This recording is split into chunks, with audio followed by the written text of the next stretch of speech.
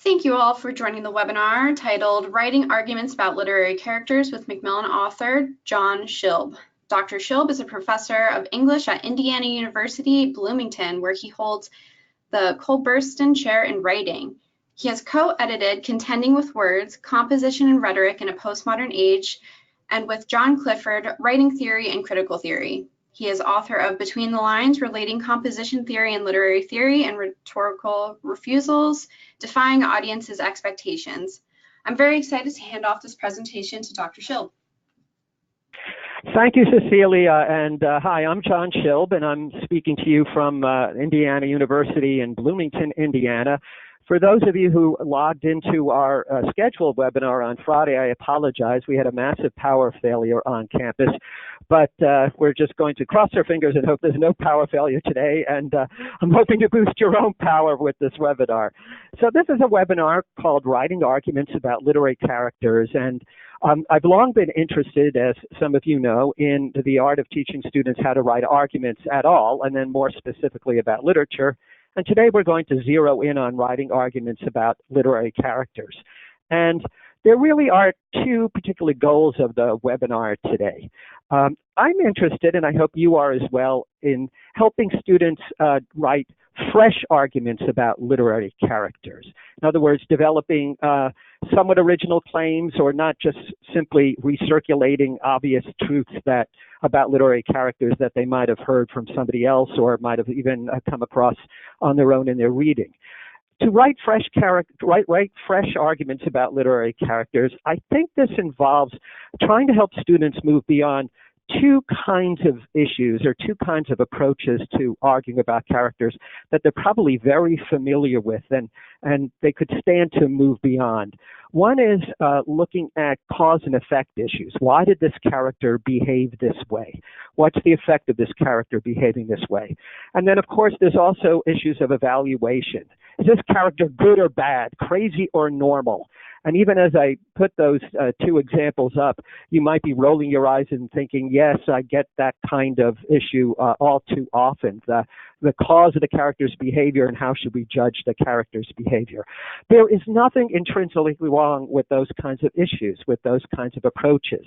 But what we're going to try today, and what I've been thinking about a lot, and perhaps you as well, is what other kinds of questions can students pose about literary characters that would be interesting to pursue?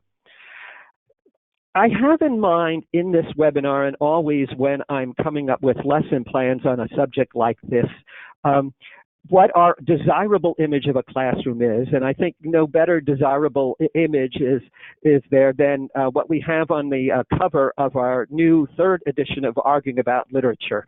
And I'm not including this image simply to remind you that the book is now out, but rather I think this cover image suggests the dreams that we as teachers have. Look how active a discussion this seems to be. The teacher is standing there, and I know a lot of you have small groups where the teacher is not standing above the class. But at any rate, I hope you can see that this graphically depicts students actively involved. That student on the far right is clearly thinking, mulling like Rodin's thinker. And all these minds seem to be electrically at work and sharing insights with one another. But unfortunately, we know this is our dream class, and it isn't always the case. And I think a lot, and I try to target things a lot, and we're targeting this webinar a lot to how do we help a particular student develop fresh ideas about literary characters. And this is the student who doesn't think he or she is very smart, who might sit in the back row, or if it's an online course, might not weigh in at all. I think an image which captures that student is this one, which is actually a picture by Hiromu Kira called The Thinker.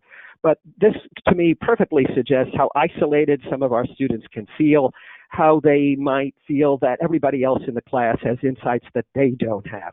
Well, we're going to work in this webinar to develop strategies and questions a student like that can pursue. And we're going to help that student climb the big wall of class discussion, whether it's flesh and blood or whether it's an odd line discussion. This photograph by Alfred Eisenstadt of a dam worker in Marathon, Greece in 1934 seems to be emblematic of what we're trying to help that student who feels alone tone and idealess, how we help that student accomplish things. I think it's good to start out by reminding us all of what I see as the basic elements of argument in the first place. And in teaching a course that combines writing and literature, I do find argumentation is the best framework to mesh the two subjects. Of course, by argument, we don't mean the you pinhead kind of screaming by pundits on CNN or Fox or, choose your favorite pundit show where people who have opposed views are just yelling at each other. We have in mind, rather, in academe, a process of civil deliberation. And I'm going to read right from the top of the slide. It's a process when you attempt to persuade an audience to accept your claim about an issue. You present evidence, you try to show your reasoning. Of course, you rely on assumptions, some of which you're going to have to spell out for your reader. In a research argument, you find and critically incorporate appropriate sources. So those bold-faced elements are what I consider to be the basic elements of argument. I find in any writing and literature course I teach, I actually have to familiarize students with two of these terms that might seem very commonplace to us, but students are not often used to thinking about in a lit comp class. And those are the words claim and issue. By an issue, what I mean is a question with no obvious immediate answer. And how we answer it is consequential, is important for our understanding of the literary text, or in this webinar, the literary character we're focusing on. And a claim is the student's debatable answer to that question. A claim is worth making because the issue it's addressing has no obvious immediate answer, and the student is putting forth a hypothesis and trying to get others to see that at least it's reasonable. Even if they don't agree with the student's claim about this issue, still the student needs to convince his or her audience that it's a reasonable claim.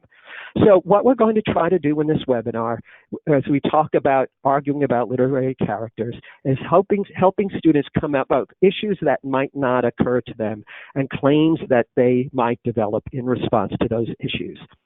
A major motif, an additional motif of this webinar is going to be that students can get a lot of analytical mileage simply by focusing on a single word or passage. I think a lot of times students get into cliches or formulaic theses because they feel they have to make one big generalization about the text or about the character. And I'm suggesting, and I suggest to them, that really you can get many more ideas, you can find more original things to say if you're trying to explicate, trying to interpret a single word or passage in the text. This is what close reading is all about. I'm sure a lot of you emphasize this in your classes, and it's an idea that we're going to be working with over the next several minutes. So we're going to talk about 4 kinds of issues today that students may not be familiar with, and it's worth introducing them to. And in order to introduce these 4 kinds of issues, which we will give individual attention to, I thought that I would give you an overture. I would introduce them by briefly noting how they might apply to the beginning of a short story.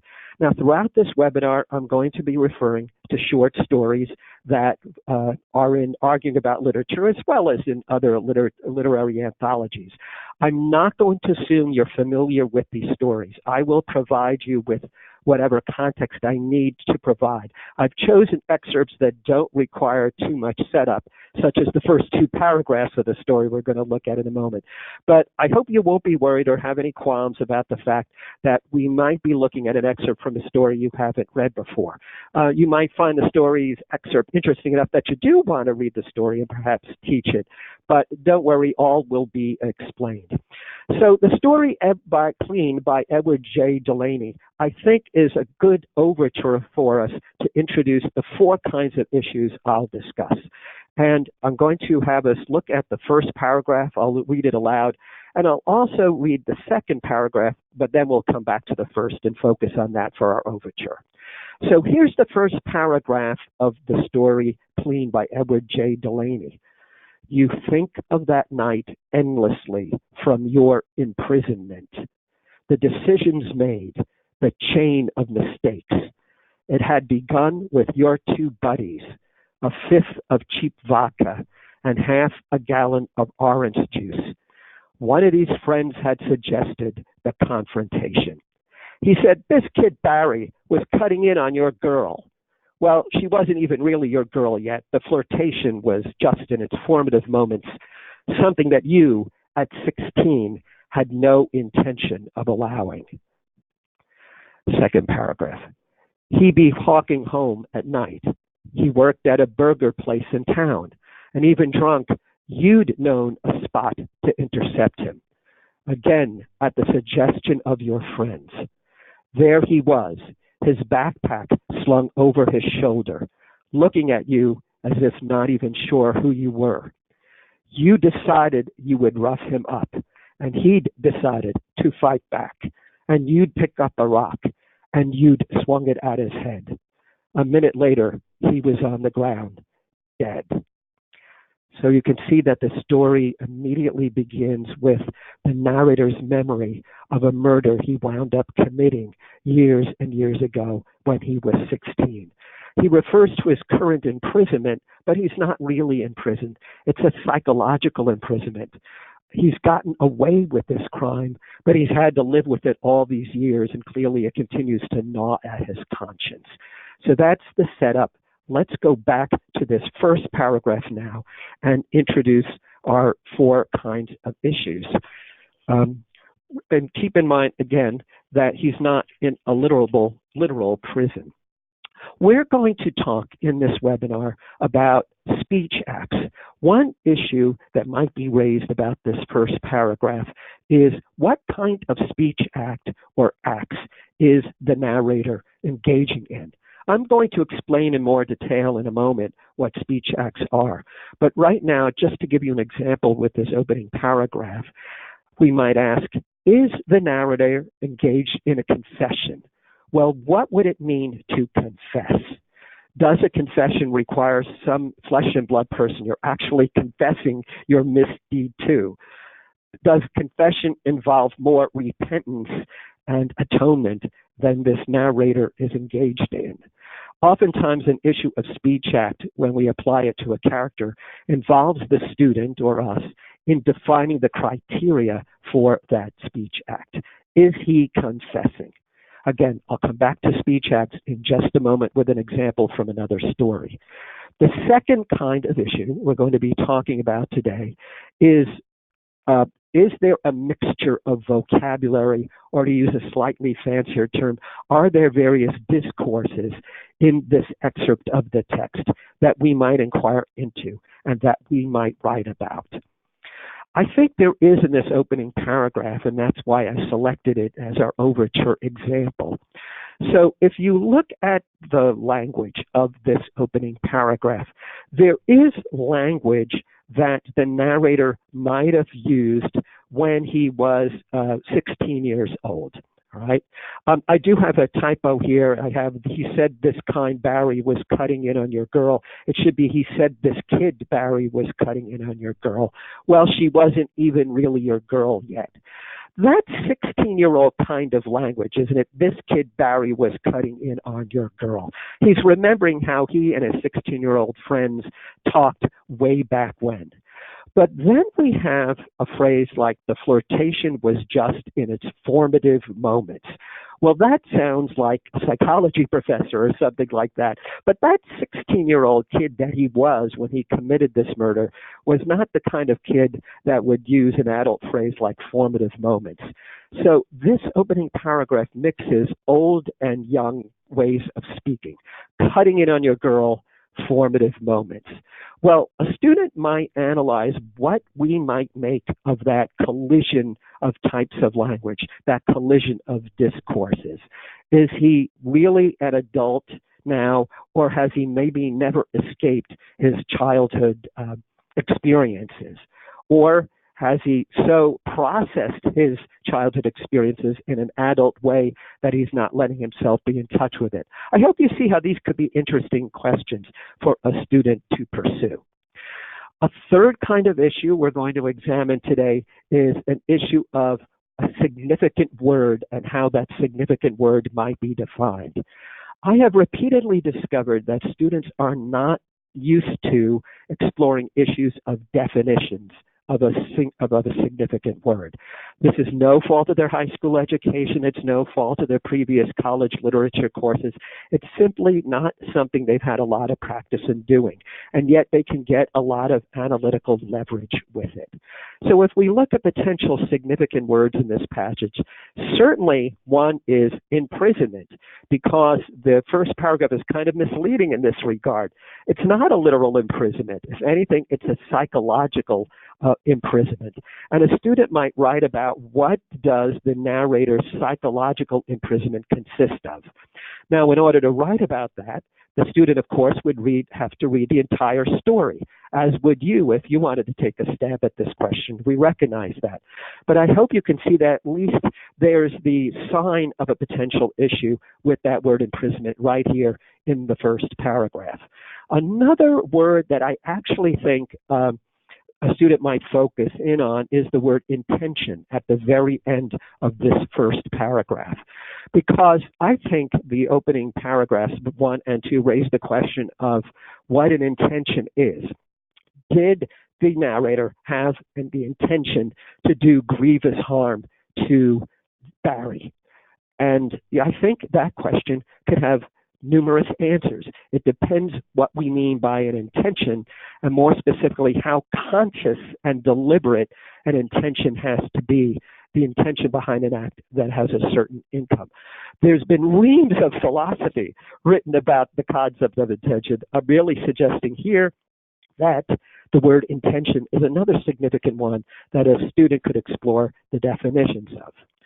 And our final issue that we'll talk about today that could be explored with this opening paragraph has to do with the rhetorical or narrative moves that the author, Edward J. Delaney, is making in characterizing the narrator. Obviously, one choice is to use a first-person narration. And we might have a student consider, why does Delaney have the mode of narration be first person? What does that gain Delaney? What does that enable Delaney to do? Another move that the author makes that could be asked about is, why does Delaney mislead us with that opening reference to imprisonment? I think many readers, perhaps you yourselves, if I hadn't said anything about it, might think the narrator is literally imprisoned. Why is Delaney allowing us to think that this may be indeed the case? Another thing going on is that the author tells us right away that the murder has been committed, does this by the end of the second paragraph, and also we know who did it, right? This is not what Agatha Christie would do, right? It gives us the whodunit immediately. The suggestion is the actual fact of the crime in some narrative sense doesn't matter. So what's more important than the actual crime in this story? That's another thing that a student could pursue. And of course, most striking of all in this first paragraph is Delaney's decision to have the narrator address a you. You think of that night. It had begun with your two buddies. She wasn't even really your girl yet. You at 16 had no intention of following. Why does Delaney have the narrator use the second person you when the narrator is obviously talking to himself? Again, this might be a question of the effectiveness of the author's move. What does having the narrator speak with you terms enable Delaney to do or to suggest about this character? How does the use of the second person allow Delaney to characterize the narrator? If we go to the final sentences of the story, and we're going to leave the story in a moment, but I thought it might be interesting for you to see that actually in the final sentence of the story, Delaney moves away from the you. Look at these final sentences. This was your life now, orderly, calm. This was how things were now. You knew you would sleep as well as one might be expected to. All of us with our own given histories. Notice the shift in the last sentence, first from you to the impersonal one, and then all of us with our own. what's going on in the story with the narrator shift to all of us? What is the narrator trying to do? Or we could put this differently in terms of authorial strategy. What is Delaney trying to suggest about the narrator by having the narrator shift from you to all? So, to recap the types of issues, the 4 kinds of issues we're going to focus on in this webinar is what kind of speech act is the character performing? What kind of vocabulary or discourse is the character using? What's a significant word that the character is using or that the author is using to characterize this person? And how might this word be defined? And finally, what are rhetorical and narrative moves that the author is making in characterizing this person? I want to suggest that students, at least as I have discovered, are not used to thinking of these 4 kinds of issues. And they're worth spending special attention on, I think, in this webinar, and I would think maybe in our classrooms, because students are not used to working with them, and because students can get a lot of productive, fresh insights by working with them. So let's turn to speech acts first. And to do this, our sample text is going to be the first paragraph of a story by Daniel Orozco called Orientation, where the narrator seems to be somebody who works in an office and is orienting the person, the new person, into the world of the office. Let's take a look at it. Before we do, however, I do want to suggest to you what you should be on the lookout for. What are some examples of speech acts? Speech acts are things that characters do with words as they're speaking, the action they're performing with their words. And a good way to remember that speech acts are often in words. Look at the examples here on this slide: confessing, claiming, ordering, demanding, promising, warning, apologizing. You see them all, and no doubt you can think of others. So they're actions that characters do with words. That's what we're going to be on the lookout for when we look at the Orozco opening paragraph. A couple of things to remember about speech acts, particularly a lot of speech acts we kind of pinpoint by the effect that they had on the listener. Does this remark humiliate somebody? Is it humiliating somebody? Is it intimidating somebody, scaring someone?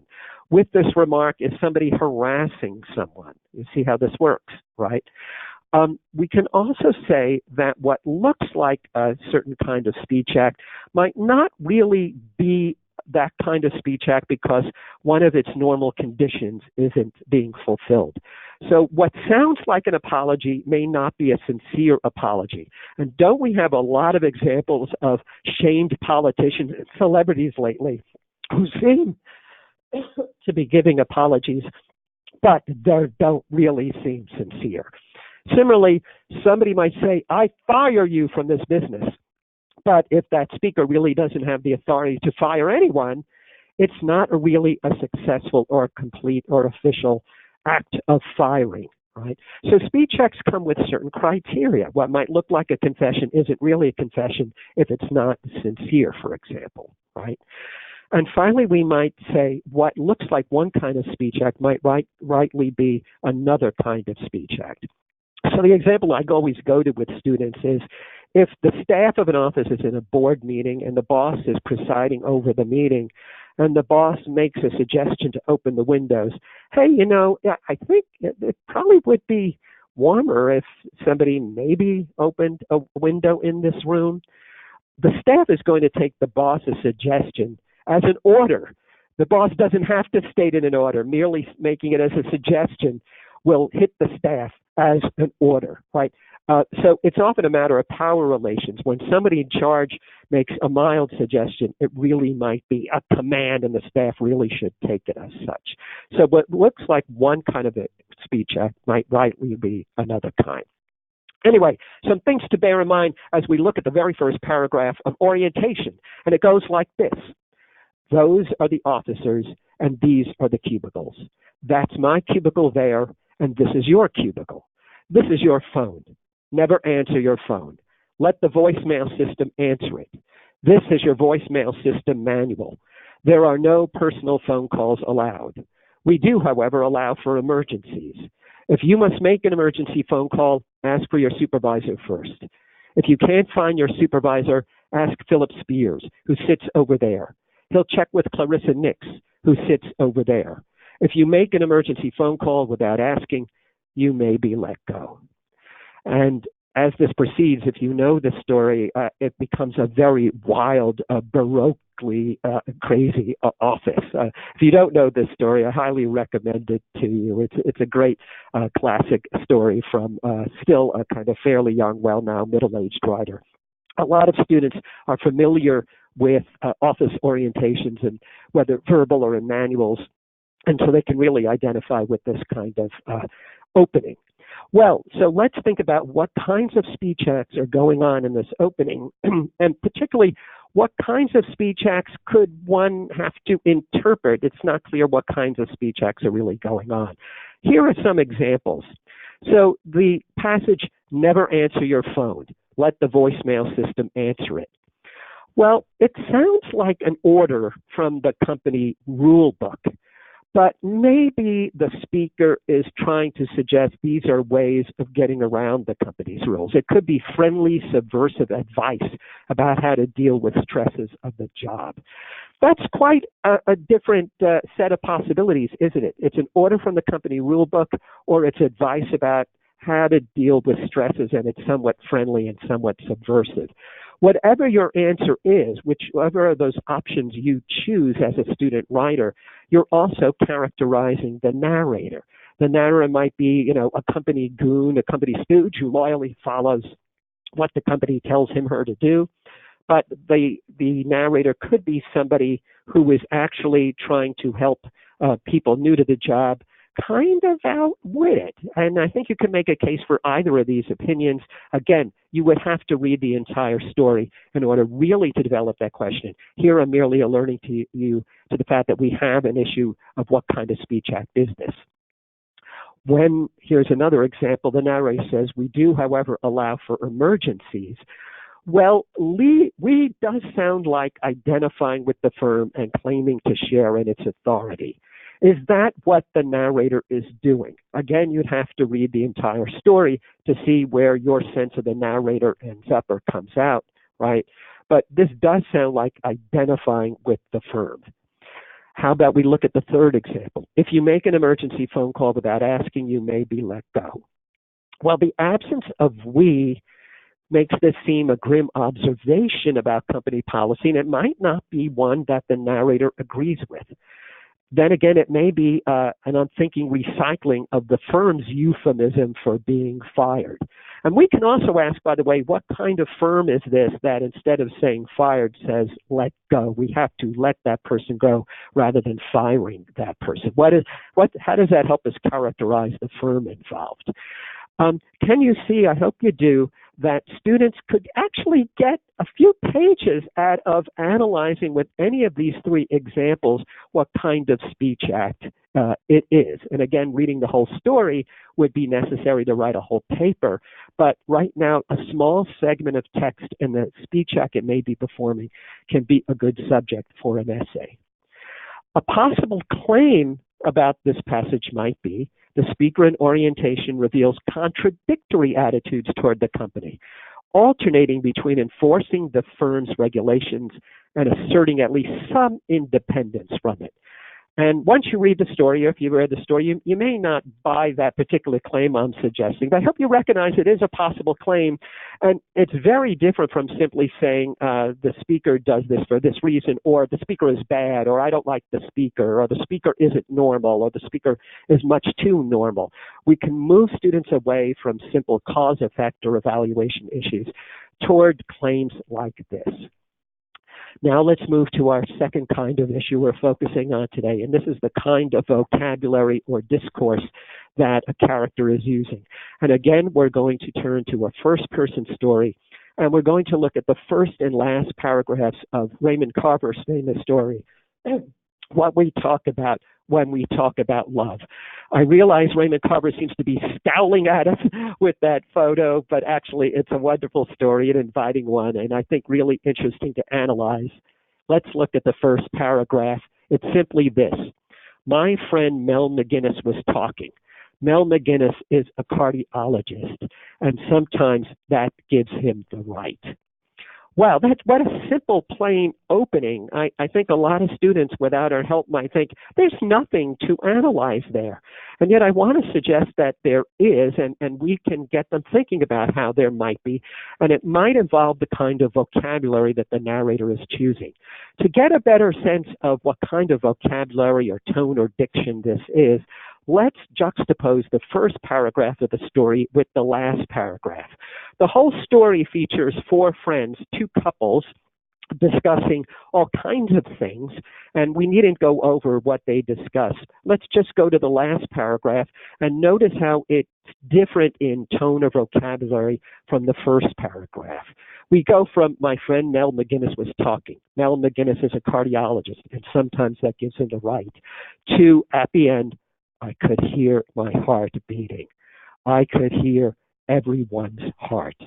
I could hear the human noise we sat there making. Not one of us moving, not even when the room went dark. Wow. This seems to me a very different kind of vocabulary. It's using simple words, right? But doesn't it sound to you much more poetic and darker and more melancholy and more cosmic in its stretch of reference? My heart beating. I could hear everyone's heart. The human noise we sat there making. I don't know about you, but it gives me a chill that runs down my spine every time I read it aloud, right? And that vocabulary seems very different from the vocabulary of the first paragraph. So it would take you to have to read the whole story in order to do a paper about this. But a student could be asked to ponder what's the significance of the difference in vocabulary or tone or discourse or level of speech between the first paragraph and the last paragraph. Or a little bit more specifically, what conceivably has happened in the narrator's thinking to make the narrator shift from the plain talk of the first paragraph to the more darkly poetic talk of the last paragraph. A possible claim here might be, the narrator's name is Nick, by the way, we find out. Nick begins his narration by matter-of-factly deferring to Mel, the cardiologist's social standing. But at the end of the story, Nick takes authority as a cardiologist himself by making a poetic observation about the human heart's yearning for love.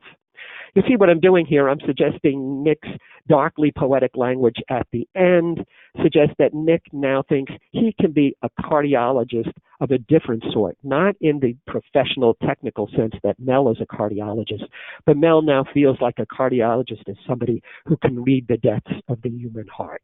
This would, of course, involve some definition of the term cardiologist, the two definitions I'm working with.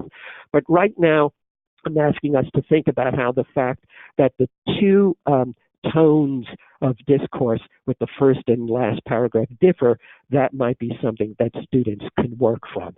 And they could develop a really interesting and thoughtful paper just by working with these two short paragraphs. Let's move on to the idea of a significant word, which raises an issue of definition. This is the third kind of issue, again, I think students are not used to thinking of. And for our example, we're going to turn to the story Signs and Symbols by Vladimir Naboko. Signs and Symbols, if you haven't read the story, let me give the briefest of précises about it. It's about an old refugee couple in New York City. They have fled the Holocaust and Russian pogroms. They have fled the disasters of the 20th century. They're living on the sufferance of the husband's brother's money in a cold water flat in New York City. This is during the late 1940s. And this is a couple that has gone through all kinds of misfortunes. But their latest misfortune is that their son has been confined in a mental institution. He's obviously schizophrenic. He sees all of nature speaking to him in voices, and he's been suicidal at times. Well, this is the day of his birthday, and they're traveling to see him at the mental hospital in New York City. They're going to be rebuffed there. They're going to find out he made yet another suicide attempt, and they're not able to see him that day. Let's look at the third paragraph of the story It describes the old couple's trip to see their son at the mental institution, where they will find they can't see him at all. It goes like this. That Friday, their son's birthday, everything went wrong. As we move to this paragraph, by the way, see if there's a significant word that draws your attention that you might develop an issue or claim about. The subway train lost its life current between two stations, and for a quarter of an hour, they could hear nothing but the dutiful beating of their hearts and the rustling of newspapers. The bus they had to take next was late and kept them waiting a long time on a street corner. And when it did come, it was crammed with garrulous high school children. It began to rain as they walked up the brown path leading to the sanitarium. There they waited again, and instead of their boy shuffling into the room, as he usually did, his poor face sullen, confused, ill-shaven, and blotched with acne, a nurse they knew and did not care for appeared at last and brightly explained that he had again attempted to take his life. He was all right, she said, but a visit from his parents might disturb him. Wow, what a chilling paragraph by clearly one of the 20th century's great authors.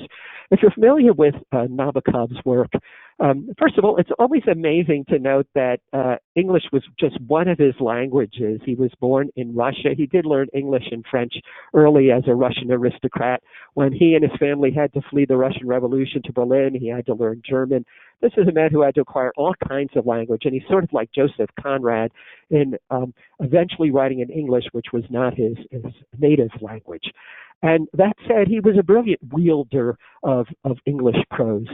And you may know that he would use a lot of big words, highfalutin vocabulary. It's not so highfalutin there, but a number of these words are striking. They're not words necessarily that a lot of average people would use, certainly that the old couple would use themselves about this experience. But at any rate, you may have noticed for yourselves a word you might focus on. I've been looking over this paragraph thinking, what's a word that I would suggest a student could focus on to get that student thinking about how even mundane, simple words might generate interesting arguments. If we look at the paragraph again, and I ask you to look at the third line of the slide, I have put in purple the word dutiful. I have found myself thinking much more about that expression, the dutiful beating of their hearts. I think dutiful is a really interesting and downright puzzling choice of word.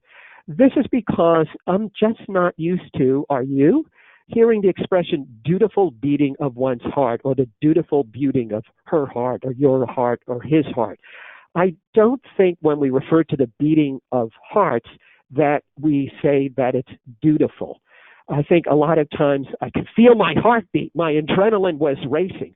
When we refer to the beating of hearts, we're hardly ever saying it's a dutiful beating. We don't bother to note a dutiful beating of our hearts. So this gets me thinking, Nabokov has made a choice that many other authors wouldn't make. And often I ask students to think about, try to imagine how some other author would make another word choice. Now, what are the implications of the particular word choice this author made? Dutiful, wow, that's quite interesting. And it gets me thinking, is everything dutiful about what this family is doing? Has this family, this old couple, become mere creatures of duty? Or can dutiful mean no matter what, they're just going to try to endure? They're at the point in their lives where they might have given up after fleeing Nazi Russia, Nazi-dominated Russia, right? Many people wouldn't bother to keep dutifully beating their hearts. Does their commitment to their son suggest in their dutifulness a kind of brave endurance that we should admire? I think the word dutiful could be interpreted in either of those two ways. What I merely want to stress here as a general point is that even a commonplace word can leap out as something that might bear further examination because another author might not have used this word in this particular context. You might be thinking of exercises you can have students do with stories and not just sample claims. Here, obviously, is a possible exercise. Have students read a story, then have them gather in small groups, have each small group consider a specific passage in the story, like the paragraph we just looked at, and ask them as a group to identify a word or phrase in the passage that strikes them as more important or curious than a superficial reader would realize. And then have each group, when the class comes back together, announce their choice and explain why they selected it. It would be a really good exercise in close reading, and a kind of exercise which would train students in posing questions they might not be used to posing, and coming up with claims that are fresher than they might otherwise come up with. Now let's finally turn to our fourth kind of issue today, the author's rhetorical or narrative moves. And for my examples, I'm going to turn to a wonderful story by Eudora Welty called A Visit of Charity, which we've long had in Arguing About Literature and its parent book, Making Literature Matter. This is a story about a young girl. It's set way back in the 1930s or 40s. A young girl, imagine a kind of somebody who's in a brownie troupe, although Welty doesn't use the word brownie. And she's kind of self-centered, like any 14-year-old girl might be, particularly in this time period. And she, in order to earn greater scout points, she has to visit what she considers an old lady's home. And she has to make a visit to some old lady. And she will wind up being put in a room with two old ladies who are very quarrelsome with each other.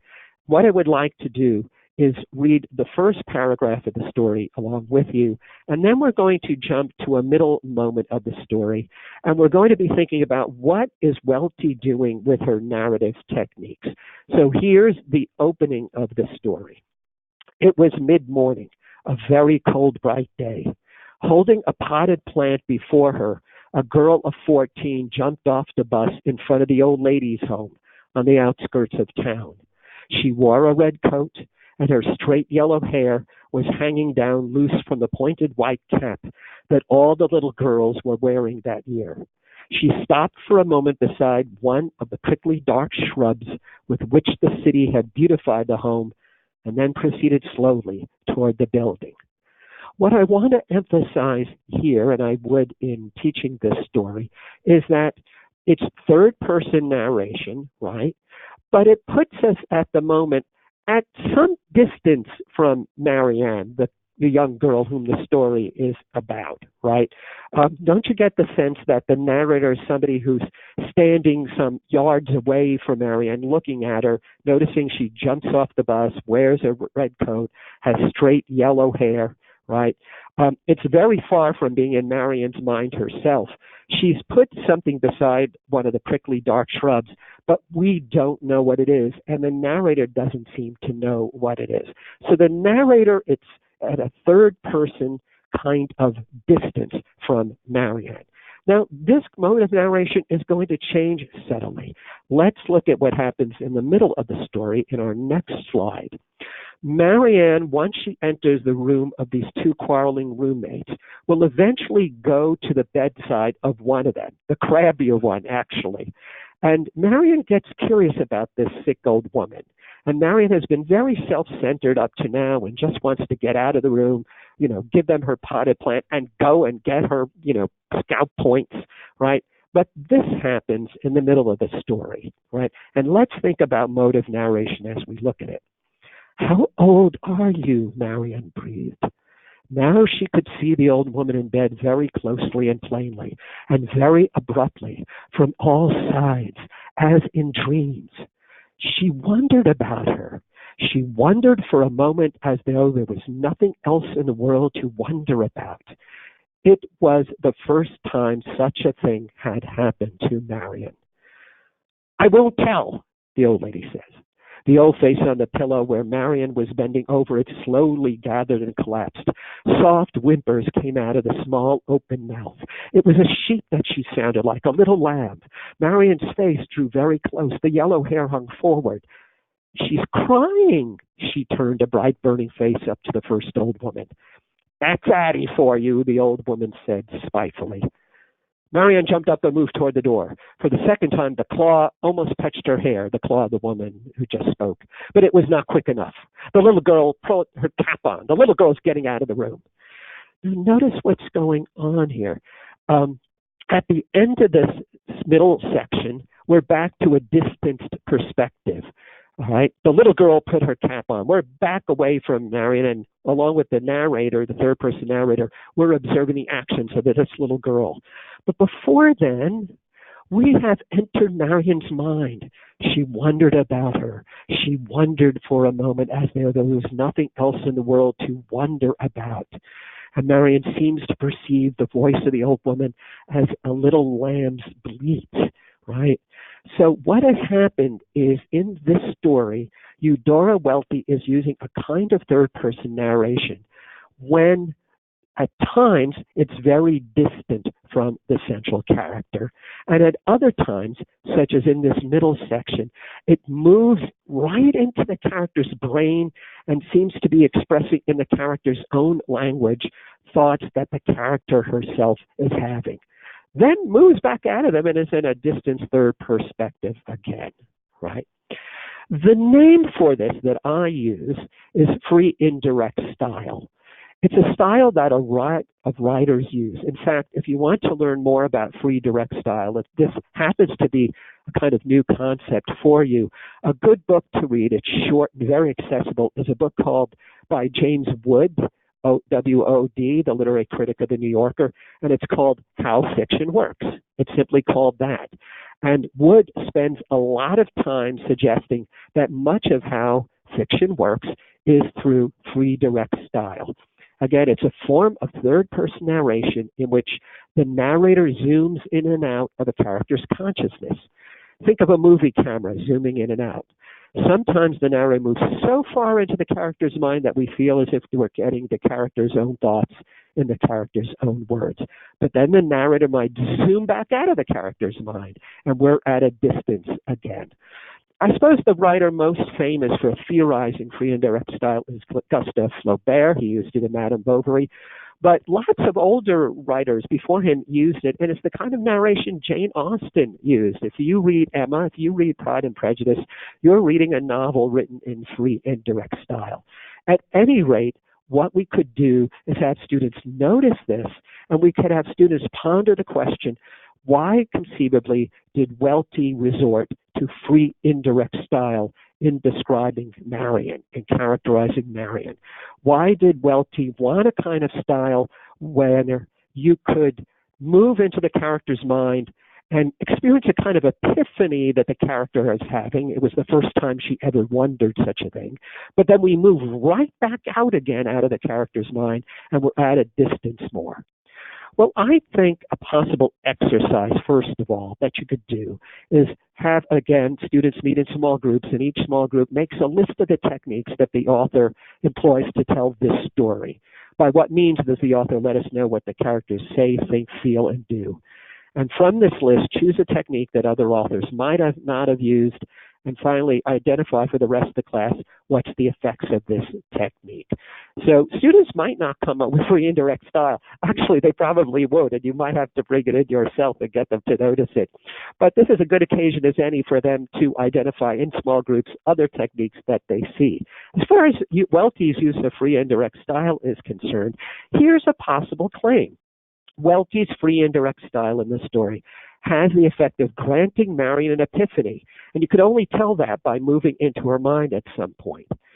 But by moving out in a distance way through the use of free and direct style, well, that makes her epiphany seem limited and brief and temporary, which is an understandable situation given how young a girl she is, right?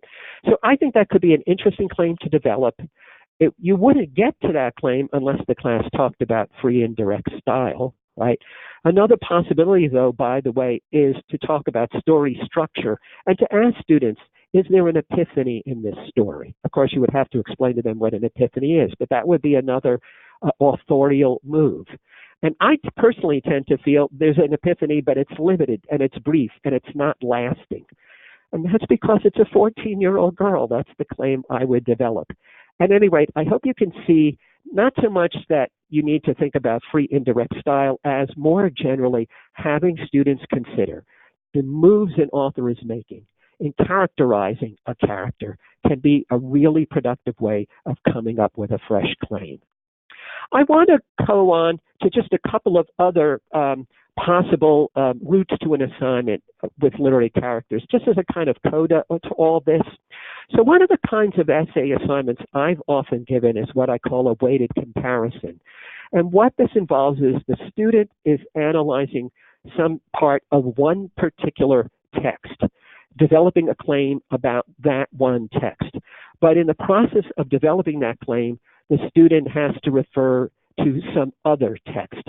So that the proportions of this become, the paper is about 80% one text, and the student brings in another text in about 20% of the paper to develop a claim about the primary text. And just to give you an example of this, if we return to Naboko and Welty, right, we've just looked at Welty's story's middle, where we see the word wonder, right? She wondered about her. She wondered for a moment as if there was nothing else in the world to wonder about. And I'm struck by the fact that other writers have used the word wonder, and Naboko does in the story that we were looking at, Signs and Symbols. This is the paragraph that comes after the one we looked at earlier. The couple is on the bus, right? As she looked around, trying to hang her mind onto something, this is the mother, it gave her a kind of soft shock, a mixture of compassion and wonder to notice that one of the passengers, a girl with dark hair and grubby red toenails, was weeping on the shoulder of an older woman.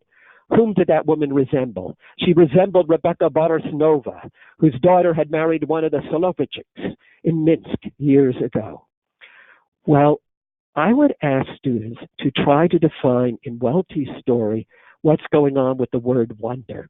What implicit definition of wonder is being worked with by the author when she uses that word in the story to describe what Marion is going through? And in developing that definition, that thesis about Welty's story, the student could bring in at some point the different sense of wonder, by contrast, that Nabokov seems to be using in having his narrator tell what happens to the mother's perception. I think wondering about the girl sitting next to you and thinking she resembles somebody you knew long ago is very different from Marion's wondering about an old lady whom she has just met for the first time, right? So a weighted comparison could be a case in which the paper is about a claim about the word wonder in Welty's story. And at some point, just to firm up the definition for Welty's story, the student writer brings in, as a distinct contrast, the definition of wonder that seems to be at work in the Nabokov story. And finally, just another possibility. I'm a big fan of generating ideas and claims and issues for students by having them examine some visual image and juxtaposing that with the short story or the novel that they're looking at. And if it's a novel, you can often use the book cover, right? Here is an example, is a New Yorker cover, and this is for the issue in which Nabokov's story originally appeared.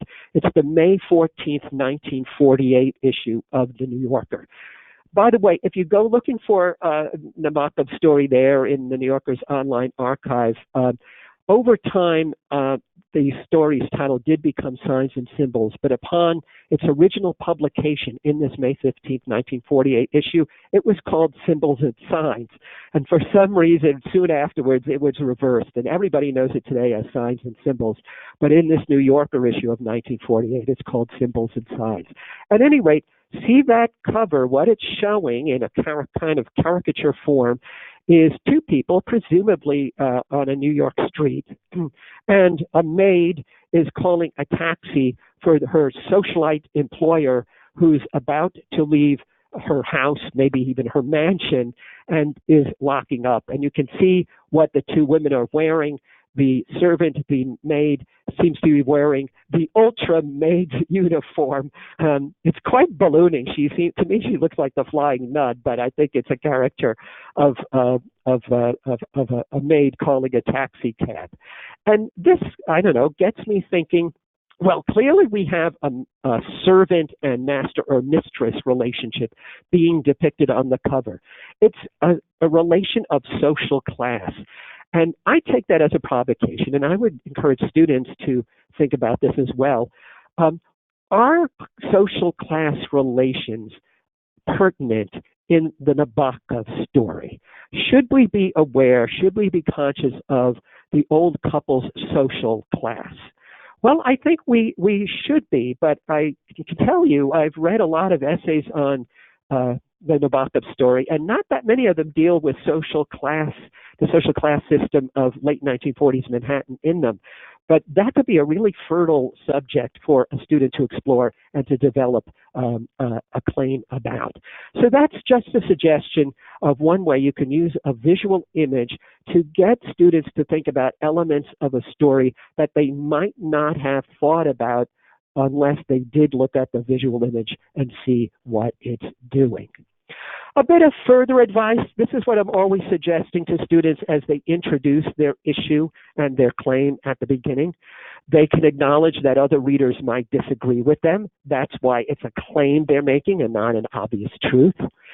It's possible to acknowledge that you've been having a disagreement with yourself. You yourself haven't been sure what to think of something that's going on in a particular passage with a literary character, and that can be productive. You're on the track of an issue if you yourself have to make up your mind about it. One I really emphasize a lot is they can, in their introduction, point out what a superficial reader might fail to realize about the character or about what the author is doing. A superficial reader might just zoom past that word dutiful in the Naboko section about the dutiful beating of their hearts.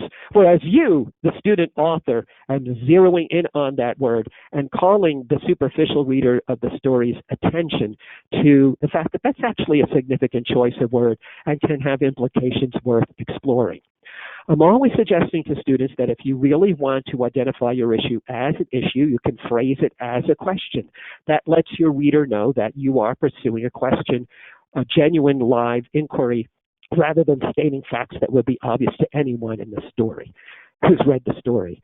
But finally, and no matter what, I'm always saying to students, make sure your reader leaves your introductory paragraph aware that your essay is addressing as an issue and making a claim about it. To recap, we've talked about 4 kinds of issues in this webinar that students could well benefit from being exposed to as they consider how to analyze a literary character. What kind of speech act is the character performing? What kind of vocabulary or discourse is the character using? What's a significant word that the character is using or that the author is using to characterize this person? What are rhetorical and narrative moves that the author is making in characterizing this person? This is the essence of what I've been trying to convey in our webinar today. We've been focusing on writing arguments about literary characters, and I'm suggesting let's have students pose issues about literary characters that they might not have been prepared before they came into your class to raise yet.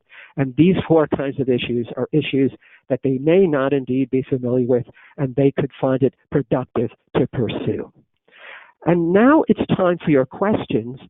And what you could do with your questions is email them to me. And here's my email address. Now, it's there in all caps, but it would be in lowercase throughout if you were to send email questions to me. And it's jschild, JSCHILD, at indiana.edu, my institutional home. I hope this webinar has been helpful for you today, and I really do invite you to send me any questions you would like. Now I'm going to turn things back to Cecilia. Thank you so much, Dr. Schilb. That was wonderfully informative and, introduced great structures for analyses. We really appreciate your time and expertise. And again, like Dr. Schilb said, if there are any questions you think of after viewing this webinar, feel free to email at the one on the screen right now. And thank you to all of our listeners, and we hope you have a wonderful day.